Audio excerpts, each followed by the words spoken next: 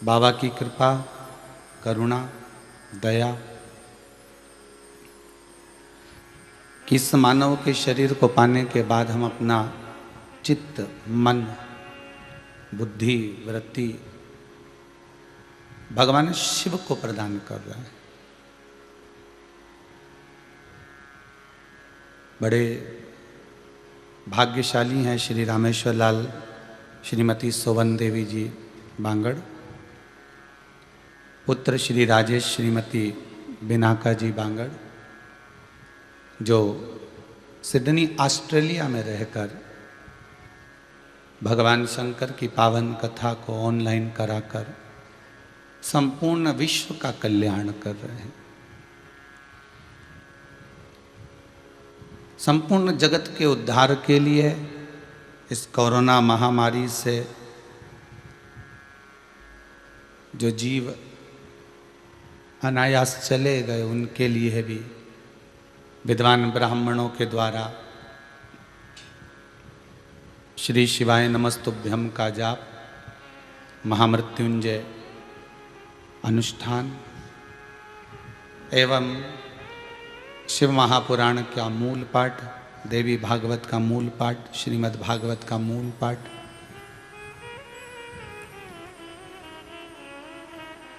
बाबा देवादिदेव महादेव की कृपा से चल रहा है।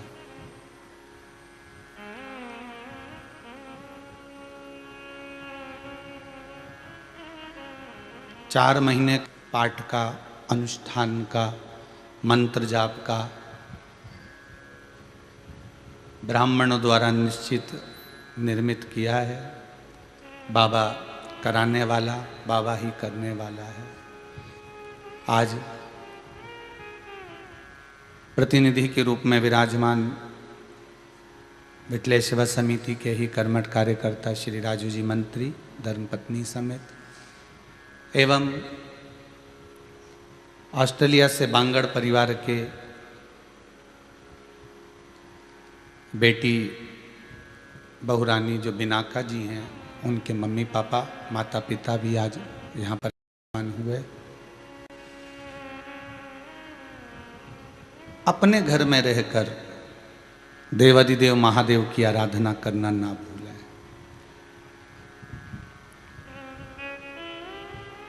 शरीर अगर शंकर ने दिया है, बहुत अच्छा दिया है, तो उस शरीर का सदुपयोग जरूर करो। बड़ी मुश्किल से तो शरीर मिलता है। 84 लाख योनियां काटते काटते काटते काटते तब जाकर मानव की देह प्राप्त होती है।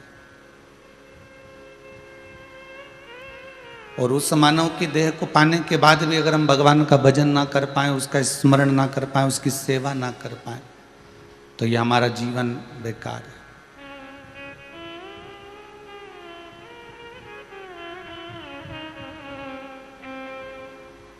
उस पर किया गया भरोसा, उस पर किया गया विश्वास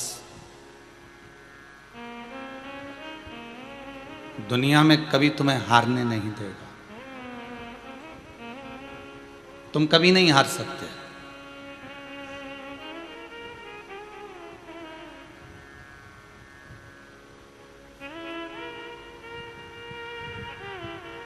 अगर तुमने उस पर विश्वास कर लिया और करने के बाद अगर आप उस पर भरोसा कर कर किसी भी जगह पर डट जाओ,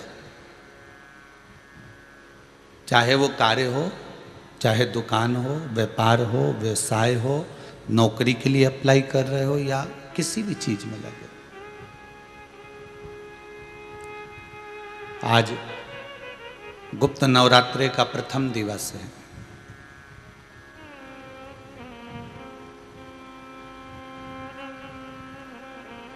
कई माताओं ने एक प्रश्न किया, ऑफिस में भी सूचना आई कि हम 9 दिन तक भगवान को फूल चढ़ाएंगे, हमारी ये कामना है उसके लिए। पर इसमें जो कैलेंडर देख रहे हैं, पंचांग देख रहे हैं, इसमें एक तिथि तो चतुर्थी पंचमी भेले में हो गई और तिथि नवमी 18 को ही हो गई। इसलिए हमने आपको पहले दिन से लेकर आज भी कह रहे हैं कि 11 तारीख से 19 तारीख तक नवरात्रे हमने कहे हैं आपको। तो पूरे 9 दिन हो रहे हैं। अब आपको ये नहीं सोचना है कि एक तिथि घट गई तो 9वीं इस तारीख को पड़ गई तो अपने को, आप तो 9 दिन माता के जवारे बोने वाले, माता की जोत जगाने वाले कभी भी घटती तिथि में कार्य नहीं करते, वो बढ़त में ही करते हैं। उनको ये मतलब नहीं पड़ता कि तिथि कौन सी घट रही कौन सी बढ़ रही, उनको तो 9 दिन पूरे करना है। अब कई कई के भ्रम हो गए कि महाराज जी जैसे पहले दिन 9 चढ़ाए, दूसरे दिन 18 चढ़ाए, फिर हम क्या 36, ऐसा नहीं है। बस केवल तुम्हें प्रतिदिन 9 और बढ़ाते जाना, 9 का पहाड़ा याद कर लो बस, और कुछ नहीं करना। और उस क्रम में आप अनुष्ठान करो और भगवान शिव का स्मरण करो, माता रानी का स्मरण करो। विश्वास है मुझे मेरे शंभू पर, मेरे शंकर पर, तुमने जो मांग कर अनुष्ठान करोगे इस गुप्त नवरात्र में, मेरा देव अधिदेव महादेव ये पक्का है कि 19 तारीख को नवरात्रे अगर पूर्ण हो रहे हैं तो बस 19 और 20 में आपके जो सोचकर आपने किया और दिल से अगर करा है, फिर वही वाली बात है कि शरीर से नहीं करना है अपने को। तुम हाथ जोड़ लो किसी के भी, तो वक्त पड़ने पर तो तुम किसी के भी हाथ जोड़ सकते हो। अगर भगवान के जोड़ रहे हो तो किसी के भी जोड़ोगे, तो समय आएगा तो और साहब हमारा ये काम कर दो साहब, हाथ जोड़ लोगे। तो हाथ जोड़ने से परमात्मा नहीं मिल सकता, केवल शीश नवा देने से, सर झुका देने से परमात्मा नहीं मिलता। हृदय से झुकना पड़ेगा, अपने मन से, अपनी चित्तवृत्ति से, अपने हृदय से। आप जब नमन करोगे, नतमस्तक हो जाओगे, इस दिल से आप भगवान को जब रिझालोगे, भगवान तुम्हारे सामने हो। किसी ने बहुत सुंदर बात कही है, कम रिश्ते बनाइए। कितने रिश्ते बनाइए? कम। कम रिश्ते बनाओ पर उनको निभाइए। यहाँ गए तो ढेर सारी बहन बना ली, भाभी बना ली, चाची बना ली, काकी बना ली। वहाँ चले गए तो वहाँ ढेर सारे रिश्तेदार बना लिए, वहाँ चले गए तो वहाँ ढेर सारे रिश्तेदार बना लिए। और जो घर के रिश्ते हैं 5, 6, 7 वही नहीं निभ पा रहे और दुनिया भर के निभाते फिर रहे।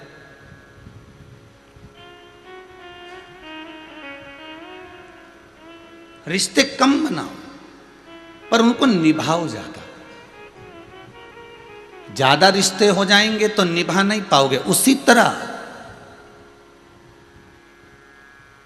हमें परमात्मा को रिझाना है तो एक साधे सब सधे। हमें ढेरों में नहीं जाना, हमें बहुत सारों में नहीं पहुंचना।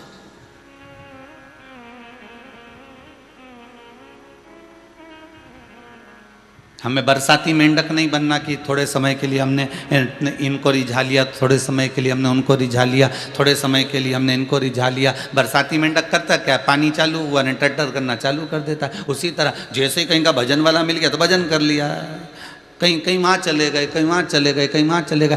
जगत में हमको नहीं डुलना। रिश्ते कम बनाओ और उनको निभाओ ज़्यादा। उसी तरह हमें 10 जगह पर 10 रिश्तेदारी नहीं बनाना कि हमने इधर बहन बना लिया, उधर कुटुंब बना लिया, उधर चाची, उधर भाभी, उधर मामी, ढेर सारे मामा इकट्ठे कर लिए, ढेर सारी मौसी इकट्ठी कर ली, ढेर सारे रिश्तेदार इकट्ठे कर लिए। अब इकट्ठे तो हो गए पर निभा रहे हो क्या तुम उतने?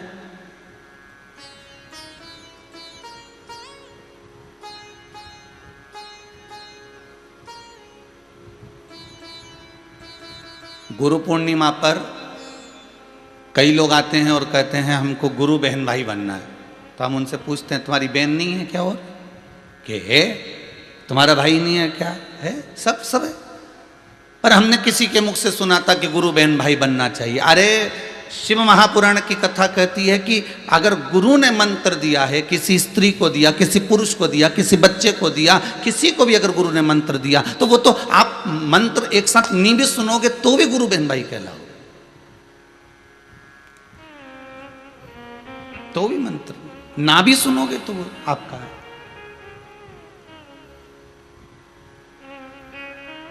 जितना निभ जाए उतना करिए। शिव महापुराण की कथा कहती है आप जितना भजन दिल से कर सकते हो, भोलेनाथ जी से जितना स्मरण आप मन से कर सकते हो उतना करिए। दिखावे से नहीं। मैंने बहुत सारा तिलक लगा लिया चंदन का। कई लोग उज्जैन जाते हैं महाकाल, तो वहाँ पर जाके ऐसे बन जाते हैं कि मंदिर में जाते से पंडित जी को बुला के महाराज चढ़ा लपेट जरा, और वो छापा भी लगा, तो त्रिशूल वाला डमरू वाला, और वो तिलक छापा लगा के और चंदन लगा के और बढ़िया चकाचक, और जरा हाथ में बहुत सारी मोली गंठा बांध दो, तो उनने भी महाराज जी ने खूब जोरदार बांध दिया, और बचा कुचा था तो फेविक्विक से चिपका भी दिया। लो अब खुलेगा ही नहीं, बहुत भयंकर चिपका, खुद दम से चिपकाया।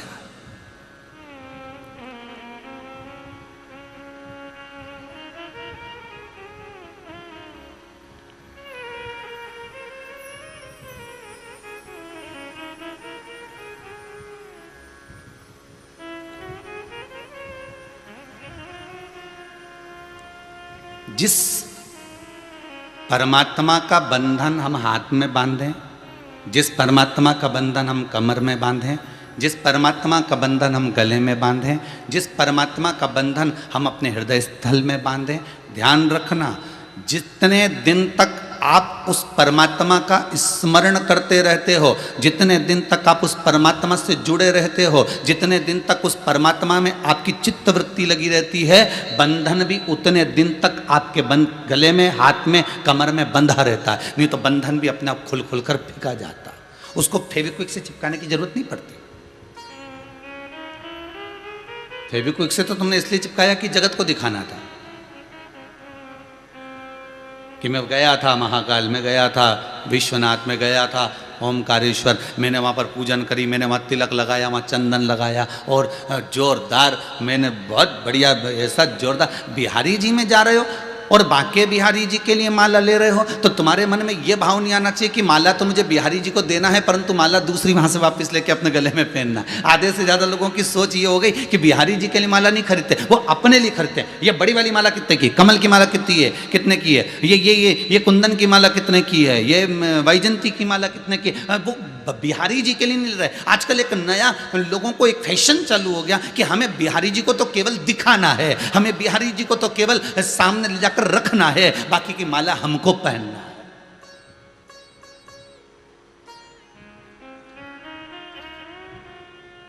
आपका समर्पण वो नहीं रहा।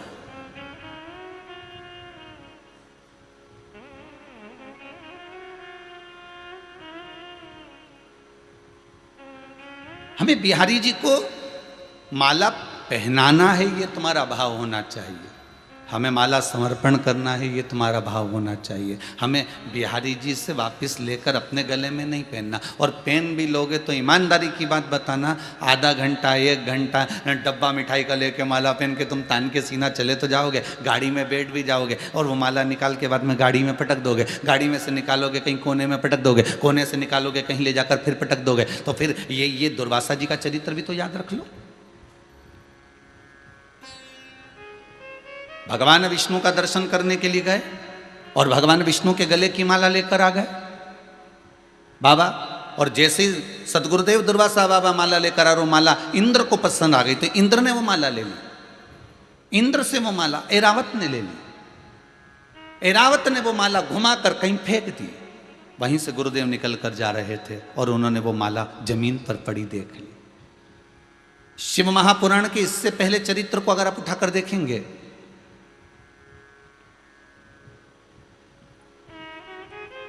तो उसमें आपको वर्णन किया था कि भगवान की बेलपत्री, भगवान का प्रसाद अगर पलंग पर रखा है तो दोषपूर्ण है।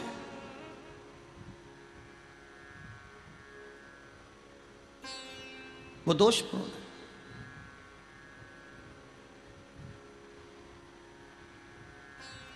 अब बाबा ने पूछ लिया, इंद्र मैंने माला आपको दी थी, वो माला कहाँ है? इंद्र कहते हैं मैंने तो ऐरावत को दे दी थी। ऐरावत से पूछा वो कहाँ है? मैंने तो अपनी मस्ती में फेंक दी, पांव के नीचे आ रही है।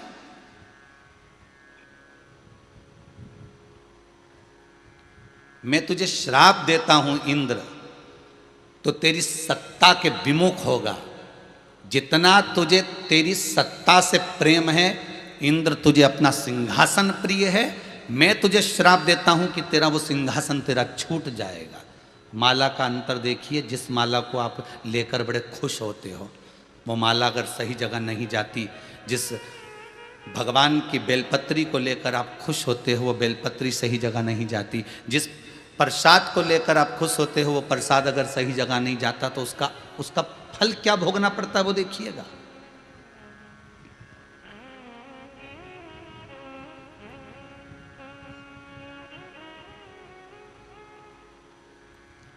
एक कथा आपको सुनाते हैं, वो कथा नहीं है, हमारे जीवन का प्रत्यक्ष उदाहरण, प्रत्यक्ष उदाहरण।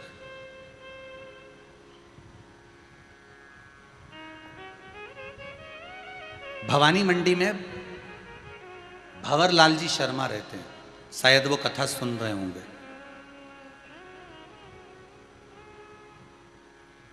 वो कथा सुन रहे होंगे, ये मुझे विश्वास है। उनका नियम था, हर महीने वो गोवर्धन नाथ जी की परिक्रमा करने जाते थे, और हमारा भी नियम था, हम गोवर्धन नाथ जी की परिक्रमा हर महीने करने जाते थे। कई बार ऐसा योग बन जाता था कि वो परिक्रमा पे, हमारी कोई पहचान नहीं है, हमारी कोई जान नहीं है। ये भंवरलाल जी का नाम हमको तो बाद में मालूम पड़ा कि ये भवानी मंडी के रहने वाले, वो भी पूछा उनसे, वो भी रो रहे थे तब पूछा गया। ये हकीकत की कथा, ये कोई कथा किसी पुस्तक से नहीं है, ये प्रमाणित है। और उनका नियम था, गोवर्धन नाथ जी की परिक्रमा करते, लगाते, भगवान को शाम के समय पर वो बाबा को राजभोग धराते, गिरिराज दादा। खूब भगवान की सत्ता थी, खूब वैभव था, खूब पैसा था। जितनी बार आते वो आधा पीपा का, एक पीपा का, आधी बोरी का, एक बोरी का, वहाँ बोरी से राजभोग होता है गिरिराज जी में, तो वो भोग लगा देते, ठोर, मोहन थाल, लड्डू सब करते। अब धीरे धीरे बहुत उनका वैभव, बहुत पैसा था भंवरलाल जी के यहाँ, काम भी अच्छा था उनका, शायद पत्थर वत्थर का कोई काम था तो अच्छा। 6 महीना 8 महीना लगातार परिक्रमा उन्हें हर महीने करी। हम भी जाते रहे परिक्रमा, हमने भी घनी करी। तो धीरे धीरे व्यापार उनका थोड़ा कम हुआ। जो उनका पत्थर का काम था वो धीरे धीरे एक जगह का कहीं बंद हो गया, दूसरी जगह का भी बंद हो गया, तीसरी जगह का भी बंद हो गया। बड़े दुखी हो गए।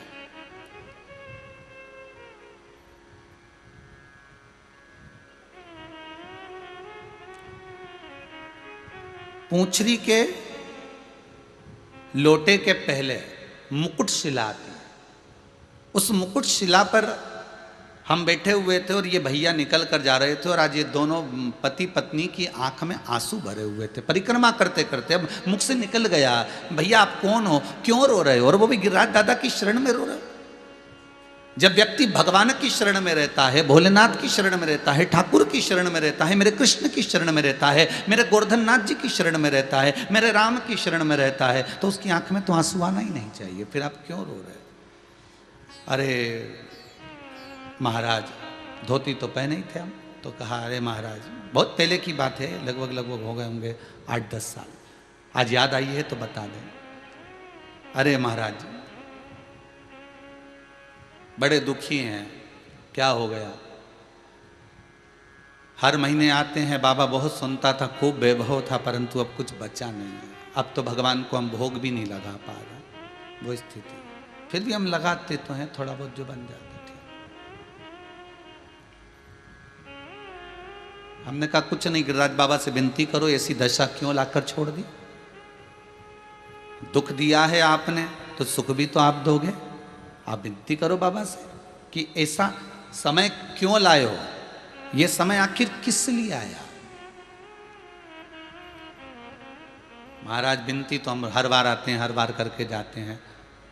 पहले परिवार समेत आते थे, अब तो दोनों आ रहे हैं। ठीक है, हाँ हमने देखा है आपको, 2-3 बार, आप 2-4 बार परिक्रमा में दिखे हैं, दूध चढ़ाते, भोग लगाते, पर ये दशा क्यों?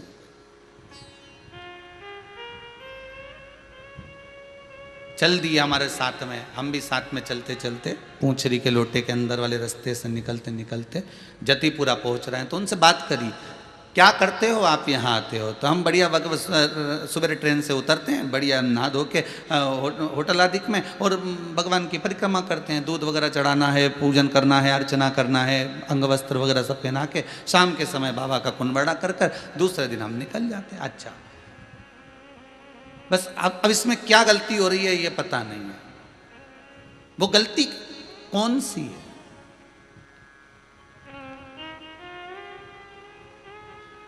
स्कंद पुराण में एक चीज बहुत पहले पड़ी हुई थी, बेलपत्री हो, प्रसाद हो, माला हो, इसका जब अपमान होता है तो व्यक्ति को रोना पड़ता है। ये स्कंद पुराण कहते हैं।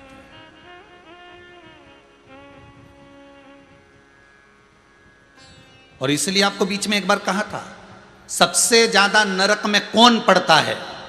तो शिव महापुराण की कथा कहती है प्रसाद बांटने वाला पड़ता है। तो महाराज जी आप पुराण सुना रहे हो कि क्या कर रहे हो? कई लोगों के मन में प्रश्न खड़ा हो जाता है, आप पुराण सुना रहे हो क्या कर रहे हो? प्रसाद बांटने वाला क्यों नरक में पड़ेगा? भाई, भविष्य पुराण के अंतर्गत लिखा हुआ है, स्कंद पुराण में भी अंतर मिलता है, थोड़ा सा भाव मिलता है कि प्रसाद बांटने वाला नरक में क्यों पड़ता है। उसका कारण केवल एक है। प्रसाद बांटने वाला जब प्रसाद बांटने खड़ा होता है तो प्रसाद शादी में नहीं बंटता, प्रसाद किटी पार्टी में नहीं बंटता, प्रसाद कहीं ढाबे पर या होटल पर नहीं बंटता, प्रसाद धर्म की जगह पर बंटता है। कथा, सत्संग, भजन, कीर्तन, नाम जाप, सुंदरकांड, ये वो पूजन की जहां जगह होगी वहां प्रसाद बंटेगा। धर्म की जगह पर जब प्रसाद बंट रहा है और आप प्रसाद बांटने खड़े हुए हो, आपका वाला आया तो आपने हाथ को इतना फैला लिया, और पराया आया तो हाथ को अपने छोटा कर लिया। अपने वाले को देखकर जो व्यक्ति धर्म की जगह पर खड़े होकर अन्याय कर जाता है, कपट कर जाता है, छल कर जाता है, बेईमानी और प्रपंच कर जाता है, मात्र प्रसाद दूसरे का, और उसमें भी तुम बांटने में छल कर रहे। अपना वाला आया तो तू 2 पेड़ा ले ले, और पराया आया तो तुम आधा ले लो, 1 ले लो। उस व्यक्ति को जिंदगी में रोना पड़ता है, नरक उसको भोगना पड़ता है।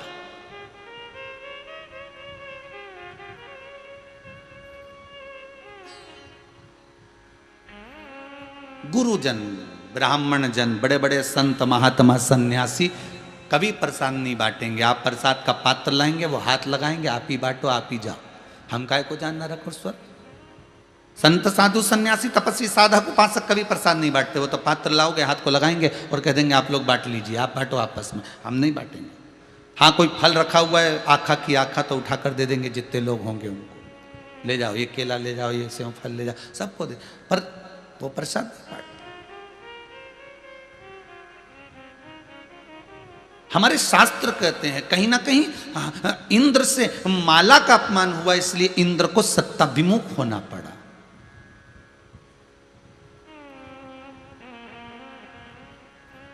कहीं बेलपत्री का अपमान हो गया तो धन और वैभव से विमुख होना पड़ा। कहीं तुलसी का अपमान, कहीं चरणामृत का अपमान, कहीं कोई प्रसाद हमें मिला, हमने उसका अपमान। तो हमने बाती बात में उनसे कहा कि हमने कहीं पढ़ा है कि प्रसाद का अपमान यदि होता है या भगवान की जो चढ़ी हुई वस्तु है उसको आपको दिया गया और आपने उसका सम्मान नहीं करा तो आपको थोड़ा तो भोगना पड़ेगा। जब इंद्र अपनी सत्ता छोड़ सकता है, इंद्र की सत्ता पर दूसरा बैठ सकता है मात्र एक माला के अपमान पर,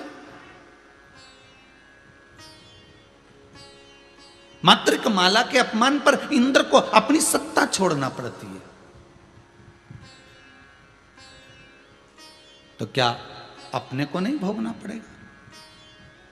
नहीं गुरुजी, हमने तो भगवान को भोग लगाते हैं और भोग लगाने के बाद हम सारा प्रसाद घर ले जाते हैं, हम तो कोई अपमान करते ही नहीं। ठीक है, आप अपमान नहीं करते प्रसाद का? नहीं। घर ले जाके क्या करते हो? हम तो सारे रिश्तेदार को बांट देते हैं। अच्छा, और प्रसाद कितने दिन तक चलता है तुम्हारे घर पर? वो तो डब्बे में रखा रहता है फ्रिज के अंदर। अच्छा, फिर कितने दिन तक रखा? कभी कभी तो 2-3 महीने तक हो जाता है। फिर 2 महीने पुराना प्रसाद तुम्हारी बहुएं खाती हैं क्या?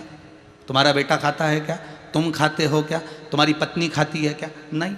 बाद में क्या होता है उस प्रसाद का? उसको फिर कोई नहीं खाता तो हम, हमारे यहाँ बर्तन मांजने वाली आती है ना, वो झाड़ू वाली आती है, हम उसको दे देते। अच्छा, आज की बर्तन वाली, आज की झाड़ू वाली इतनी होशियार है कि ये सड़ा हुआ कोई, वो तो ये समझ, उसको प्रसाद का भान नहीं है, उसको प्रसाद का ज्ञान नहीं है। वो नहीं जानती कि ये प्रसाद ठोर है, कि ये गिरिराज जी का प्रसाद है, कि ये तिरुपति का प्रसाद है, कि ये भोलेनाथ जी का प्रसाद है, कि ये सत्यनारायण भगवान का प्रसाद है, कि ये कुबेर भंडारी का प्रसाद। उसको नहीं मालूम, उसको तो मतलब है केवल मिठाई से। उसने तो देखा कि इसमें घी की गंध आने लगी, उसने तो देख लिया इसमें घी की गंध आ रही है, तो उसने तो उठाया और ले जाते कहीं पटक गई।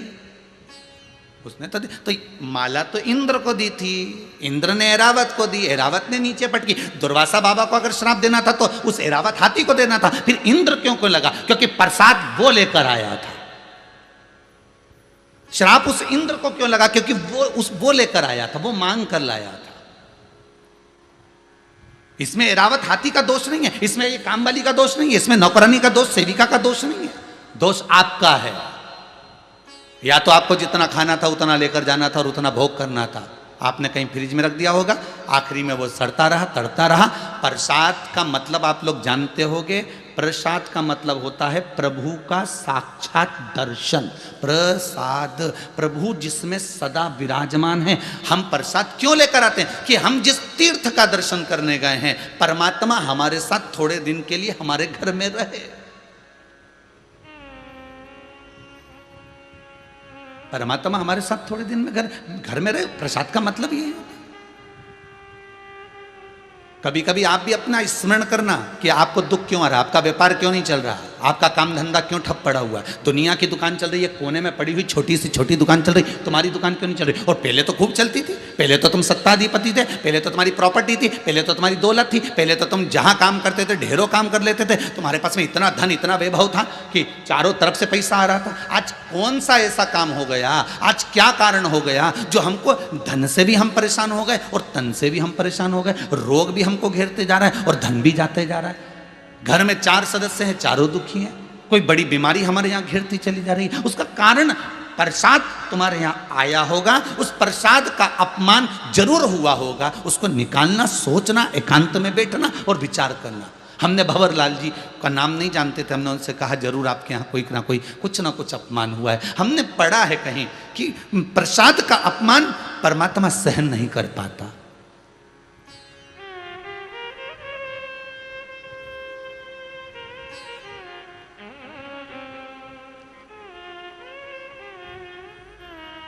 आप मानेंगे नहीं, दूसरी बार जब परिक्रमा में वो आए, उन्होंने आकर वहाँ पूछा कि वो सीहोर वाले शास्त्री जी आते थे, मिश्रा जी आते परिक्रमा करने, आए हैं क्या? हम उस समय नहीं गए।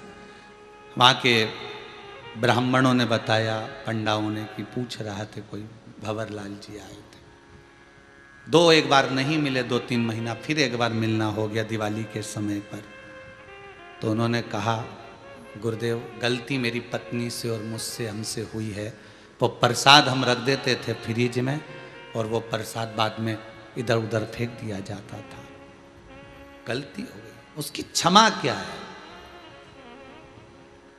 उसके लिए सॉरी संबोधन क्या है?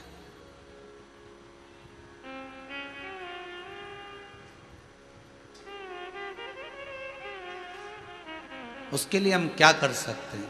क्षमा एक ही है, आगे से गलती ना हो। गलती को अगर संवारना है तो आगे गलती ना हो उसका स्मरण करें। उन्हें काम भोग नहीं लगाएं क्या? बिल्कुल लगाओ, खूब लगाओ। प्रसाद नहीं ले जाएं, खूब ले जाओ भर के। पर जिसको प्रसाद दो तो डब्बे के ऊपर एक स्लिप लगा कर दे देना कि ये प्रसाद तुमको। जैसे मिठाई वाले बंगाली मिठाई देते हैं, मिठाई वाले दूध की मिठाई देते हैं, तो उस पर एक स्लिप लगा देते हैं, इसको 24 घंटे में यूज़ करो, 24 घंटे में निपटा जाओ, नहीं तो ये बेकार हो जाएगी और हमारी दुकान की जवाबदारी नहीं होगी। बोला सही है कि गलत है? बड़ी बड़ी दुकानों पर अगर आप मावे की मिठाई ला रहे हो, आप अगर बड़ी बड़ी दुकानों से दूध की मिठाई ला रहे हो, बंगाली कोई पीस ला रहे हो, बंगाली कोई मिठाई लेकर आ रहे हो, कोई अच्छी चीज लेकर आ रहे हो, तो उस पर डब्बे पर लिख दिया जाता है 24 घंटे में प्रयोग कर लेना, 24 घंटे के बाद हमारी गारंटी नहीं है। उसी तरह प्रसाद को देते समय तुम क्यों नहीं कहते कि ये तुम्हें अभी इतना समय तक खाना है? हम तो इस व्यासपीठ से बार बार तुमको कह देते हैं कि बेलपत्री अगर खाना है तो रात्रि होने से पहले खा लेना। इस व्यासपीठ से जो नियम है वो पूरे पूरे बताए जाते हैं कि बेलपत्री खाना है, आप रात्रि के पहले पहले खा लो। रखना नहीं, बेलपत्री जो औषधि के लिए दें उसको रात को नहीं रखना। और आपने कई बार कथाओं में सुना भी होगा ये बात, हमने बार बार कही है, बारंबार कही। उस प्रसाद के महत्व को जाने। कहीं तो हमसे गलती हो रही है। आप आए नहीं, सुबह हो गई, मेरी पूजा की थाली धरी की धरी रह। क्यों नहीं आ रहे? क्यों नहीं? तेरी पूजन को भगवान बना मन मंदिर आलीशान। हमने घर में बहुत बड़ा मंदिर बनाया, बहुत बड़ा मंदिर आपने घर के अंदर बनाया, भगवान को बिठाया। अभी भगवान कभी नहीं कहता कि तुम घर में मंदिर बनाओ। कभी आया भगवान कहने के लिए? नहीं। तुम्हारे यहाँ आया हो, जितने आस्था चैनल पे कथा सुन रहे हो ना, और जितने फेसबुक यूट्यूब पर सुन रहे हो, तुम्हारे यहाँ आकर कभी भगवान ने कहा कि मेरे लिए तुम घर में मंदिर बनाओ, बंगला बनाओ तो पहले मेरा मंदिर बनाओ? भगवान ने ये बात कही क्या? नहीं। ये तो हमारे भीतर का भाव है कि अपन ने अच्छा बढ़िया कमरा बनाया है, मकान बनाया है, तो क्यों ना अपन एक भगवान का मंदिर बना ले। छोटा भगवान को तो कहीं ना कहीं तो विराजमान करना पड़ेगा। तो अपन ने लकड़ी का मंदिर लिया, मार्बल का मंदिर लिया, पत्थर का मंदिर लिया, तो अपन ने घर में उसको फिट कर दिया। वृंदावन का तो वहां से मूर्ति लिया। ये आपके भीतर का भाव है। पर शिव महापुराण की कथा कहती है भगवान कभी नहीं कहता कि तू मेरा मंदिर घर के अंदर बना। भगवान तो कहते हैं अपने मन को मेरा मंदिर बना ले, मुझे घर में नहीं रहना। भगवान कहते मुझे तेरे दिल में रहना। आप दिल में ही तो नहीं रख पा रहे। भगवान कभी नहीं कहता कि मुझे तेरे घर के मंदिर में रख। भगवान कहता है तू अपने दिल को मंदिर बना। मन मंदिर आलीशान। इस मन को मंदिर जब बना लेगा, इस मन को तू बड़ा बना लेगा, इस मन को तू जब बड़ा उच्च बना लेगा, अपने विचारों से, अपनी सोच से, अपनी वृत्ति से, अपने अहंकार के त्याग से, तो भगवान कहते हैं तेरे मन में, तेरे दिल में मैं आकर बैठ गया। तो फिर मंदिर बनाने की जरूरत पड़ेगी क्या? अरे बोलो तो फिर मंदिर की क्या जरूरत है? फिर घर के अंदर मंदिर बनाओगे? नहीं। हृदय में अगर भगवान बैठ गया, संत नामदेव जी, संत तुकाराम जी, रामकृष्ण परमहंस जी, चैतन्य महाप्रभु जी, श्रीमद वल्लभाचार्य जी, और जाओ तो मीराबाई, कर्माबाई, इन सबको बहुत प्रेम से ध्यान लगा कर देखना, इन्होंने कोई मंदिर का निर्माण अपने घर में नहीं किया। इनने तो दिल को मंदिर बना लिया। नामदेव जी ने दिल में पांडुरंगा हरि विठल को बिठा लिया। उन्होंने रामकृष्ण परमहंस ने जगदम्बा को बिठा लिया। चैतन्य महाप्रभु ने स्वयं जगन्नाथ को बिठा लिया। ये तुम्हारे भीतर परमात्मा बैठा हुआ, तुम्हारे भीतर।